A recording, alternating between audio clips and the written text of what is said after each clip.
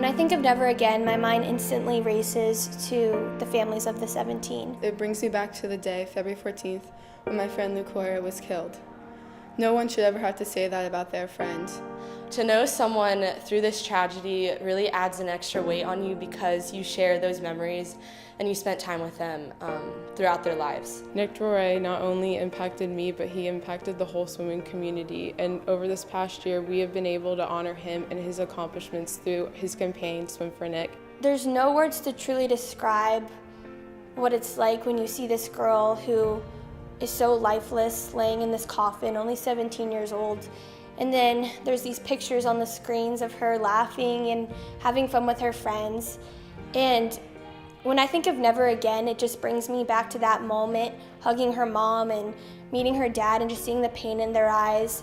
I think something we can learn from this is that we have a responsibility, not just as a student body, but as people, to look at those around us and see who's suffering and who's hurting, but also to love those around us because we never know the time we have left with them. I think the most impactful thing for me was seeing how our community rose to the challenge and came together in support of Marjorie Stoneman Douglas. Through this, I've learned the value of community, the importance of love and kindness. We stand with MSD. Change needs to happen so this can happen never again.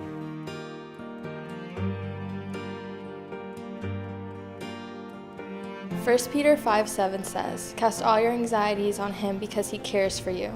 Our God cares for us, and he wants us to come to him with all of our frustrations, all of our feelings, all of our grief and suffering. God has a purpose for every one of us in our lives, and there's a moment that we're not going to understand when he takes something away. As a community, we have not stayed hopeless and motionless. Together we have brought many reforms and changes, and for that we are very thankful, and we are encouraged to never stop fighting the good fight. We have a responsibility to live the life that Jesus lived, and to love and to share the gospel with those around us, and make everyone feel like we are one and united.